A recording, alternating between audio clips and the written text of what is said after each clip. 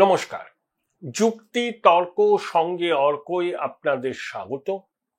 আপনাদের সঙ্গে আমি অর্কপ্রভ সরকার। তালিবান যখন প্রথমবার আফগানিস্তানে ক্ষমতা দখল করে তখন তারা নানাবিধ ফতোয়া দিয়েছিল। বড় দাড়ি রাখতে হবে, গান শোনা যাবে না, সেলুন বন্ধ, বিউটি পার্লার বন্ধ, মেয়েদের শিক্ষা টিক্ষা বন্ধ, 4 ক্লাস অব্দি মেয়েরা পড়তে পারবে, মেয়েদের সর্বাঙ্গ ঢেকে রাস্তায় বেরোতে হবে, বেরোতে গেলে পুরুষ সঙ্গীকে সঙ্গে নিয়ে বেরোতে হবে, এবং এটাই নাকি শরিয়ার নিয়ম, এবং সেটা তারা স্ট্রিক্টলি বলবৎ করেছিল। তারপর প্রথমবার তালিবান যখন হটলো, আফগানিস্তানে খোলা হাওয়া বইল, আমেরিকার বাহিনী ছিল, পশ্চিমের সমর্থনে সরকার প্রায় 20 বছর ছিল। তা 2021-এ আবার তালিবান টেক ওভার করলো, আবার যে কে সেই পুরনো ফরম্যাট তারা ফিরিয়ে আনলো। নিষেধাজ্ঞা, গান শোনা নিষিদ্ধ, মেয়েদের ঘরে বাইরে বেরোনো নিষিদ্ধ, এবং কি জানলাও বন্ধ করতে হবে যাতে বাইরে থেকে কিছু প্রবেশ না করে ঘরে। মধ্যযুগীয় বর্বরতা বললেও এটাকে কম বলা হয়। সম্প্রতি তালিবান একটা ফতোয়া জারি করেছে। তাদের একটা ওই ধর্মীয় আচার বিধি অবশ্য পালনীয় এবং পাপ পুণ্য দপ্তর, ওদের একটা আছে, তারা একটা ফতোয়া দিয়েছে যে দাবা খেলাও নিষিদ্ধ। আরে দাবা খেললে তো মস্তিষ্কে কি হলো, মস্তিষ্ক সচল হয়, মস্তিষ্কের কোষগুলো সচল হয়। অনেক বয়স্ক মানুষ আলজাইমার্সে ভোগেন। দাবা খেললে বিজ্ঞানীরা বলেন যে মস্তিষ্ক সতেজ থাকে। তো সেই দাবা খেলাটা নাকি ইসলামী আইন অনুযায়ী হারাম। অর্থাৎ আফগানিস্তানে আর দাবা খেলা যাবে না, মেয়েরা লেখাপড়া করতে পারবে না, গান বাজনা করতে পারবে না, স্বাধীনভাবে চলাফেরা করতে পারবে না, কর্মক্ষেত্রে যেতে পারবে না, খেলাধুলার তো প্রশ্নই নেই। নতুন সংযোজন হলো দাবা খেলা। দাবা খেলাও নাকি হারাম, ইসলাম বিরোধী, শরিয়া বিরোধী। যখন এই ধরনের মধ্যযুগীয় বর্বরতা এই 21 শতাব্দীর পৃথিবীতে বলবৎ হয়, তখন ওই আরবিতে একটা কথা আছে না, আইয়ামে জাহিলিয়া, অন্ধকার যুগ। সেই অন্ধকার যুগেই প্রত্যাবর্তন ঘটে। এরকম ফতোয়ার কথা কখনো আপনারা শুনেছেন যে দাবা খেলাও হারাম? পাকিস্তানের এক মোল্লা কিছুদিন আগে ফতোয়া দিয়েছিল ভিপিএন হারাম। ভিপিএন কি? Virtual private network. অনেকেই ব্যবহার করেন কমিউনিকেশনের জন্য, এবং পাকিস্তানের প্রশাসন, সেনারা তো ব্যবহার করেনি, সেটাও হারাম। ভিপিএন হারাম, দাবা খেলা হারাম, আর কি কি হারাম।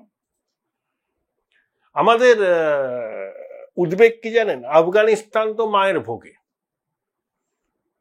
আগামী 50 বছরও আফগানিস্তানের কোনো রূপান্তর হবে না, এবং সেখানে যারা এখনো আছেন, বিশেষ করে মাতৃশক্তি, তারা কি নিদারুণ যন্ত্রণার মধ্যে দিয়ে দিন কাটান সেটা তো আমরা বুঝতে পারি। এবং পাকিস্তানেও মোল্লাতন্ত্র খুব অ্যাক্টিভ, খুবই অ্যাক্টিভ। তারাও মাঝে মধ্যে নিদান টিদান দেন, ফতোয়া দেন। তবে এখনো আফগানিস্তান হয়ে ওঠেনি। পাকিস্তানের আফগানিস্তান হয়ে উঠতে একটু সময় লাগবে, কারণ পাকিস্তানে একটা কি বলবো, এলিট ক্লাস, ইন্টেলেকচুয়াল ক্লাস এখনো আছে। যে লাহোর লিটারারি ফেস্টিভ্যাল, সেটা বেশ ধুমধাম সহকারে হয়। তবে যে পাকিস্তানের অংশ নেয় তাদের সব ডুয়াল সিটিজেনশিপ। পাকিস্তানের দুটো অংশ, একটা জিহাদি পাকিস্তান যাতে 60% পাকিস্তানি থেকে, আর একটা হচ্ছে নন জিহাদি পাকিস্তান, যেখানে তরুণদের অ্যাসপিরেশন আছে, ভালো চাকরি, লেখাপড়া, ভালো গাড়ি বাড়ি, যা অন্যান্য দেশের ইউথদের অ্যাসপিরেশন, পাকিস্তানে ওই অংশের তরুণদেরও একই অ্যাসপিরেশন। কিন্তু পাকিস্তানের সিংহভাগ হচ্ছে জিহাদি। এদের থেকে রিক্রুট হয়, এদের লেখাপড়া শেখে না। জিহাদি পাকিস্তান থেকে রিক্রুট হয়, মাদ্রাসা ট্রেন্ড হয়, বলে সন্ত্রাসবাদ করলে, শহীদ হলে তুমি স্বর্গে গিয়ে অনন্ত সুখ পাবে, সুন্দরী হুররা তোমাকে সমাদর করবে, ইত্যাদি ইত্যাদি। অর্থাৎ এরা তখন বেপরোয়া হয়ে যায়। এমন ভাবে মগজ দোলাই হয় যে শহীদ হওয়ার মধ্যে দিয়েই তারা জীবনের সার্থকতা খোঁজে, এবং এরাই হচ্ছে উডবি টেররিস্ট। পাকিস্তান, জিহাদি পাকিস্তান হচ্ছে পাকিস্তানের 60%। তাই তালিবান যেমন ফতোয়া দেয়, জিহাদি পাকিস্তানেও কিন্তু এই ধরনের ফতোয়ার চল আছে, কম বেশি। কিন্তু বাংলাদেশ স্লোগান উঠেছিল, মনে আছে, আমরা সবাই তালিবান, বাংলা হবে আফগানিস্তান। নিশ্চয়ই আপনাদের মনে আছে, আইসিসের পতাকা নিয়ে, তালিবানদের পতাকা নিয়ে ঢাকার রাজপথে মিছিল হয়েছে, শরিয়া চালু করার কথা বলা হয়েছে। এই কিছুদিন আগে মেয়েরা কি পোশাক পরবে, ঢাকা বিশ্ববিদ্যালয়ে একদল লোক চড়াও হয়েছিল। পুলিশ যখন তাকে গ্রেপ্তার করে, তৌহিদি জনতা তাকে ছাড়িয়ে নিয়ে যায় এবং ফুল মালা দিয়ে তাকে বরণ করে। তৌহিদি জনতার দাবিতে মেয়েদের ফুটবল খেলা বন্ধ হয়। বাংলাদেশের অভিনেত্রীরা তৌহিদি জনতার চাপে পড়ে অনেক উদ্বোধনী অনুষ্ঠানে যেতে পারছেন না। এমনকি ঢাকার বিখ্যাত 21শে বইমেলাতেও তৌহিদি জনতার তাণ্ডব হয়েছে।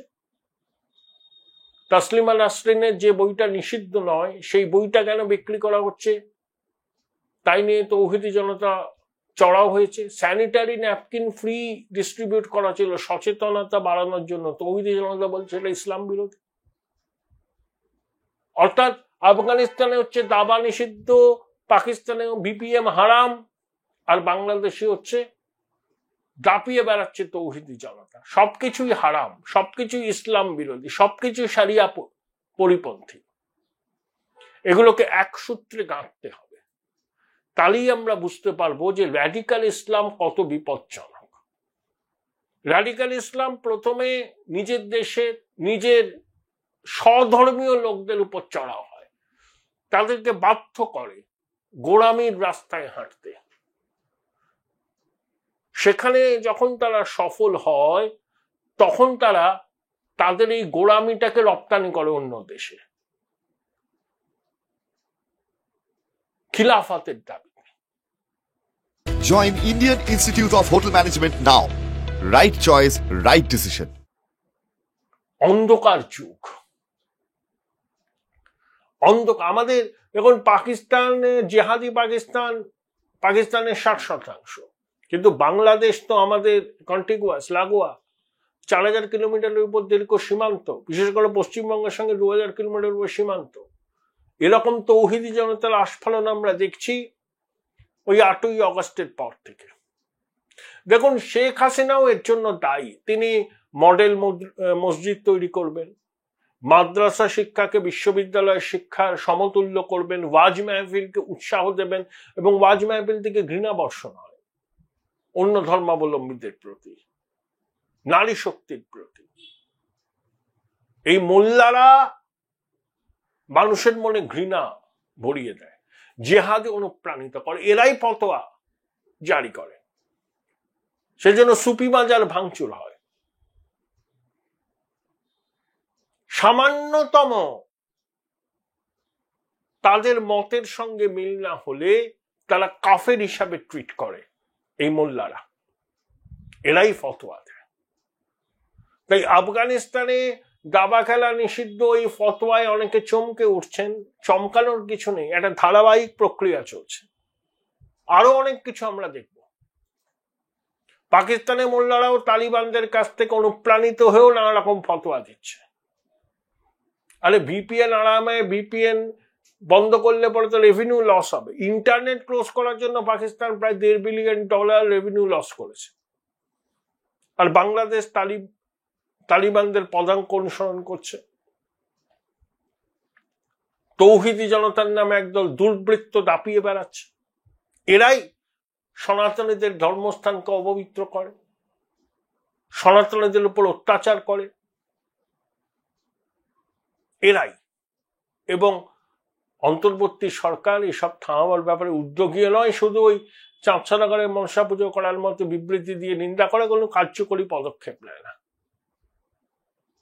সবটাই এক বন্ধনীকৃত।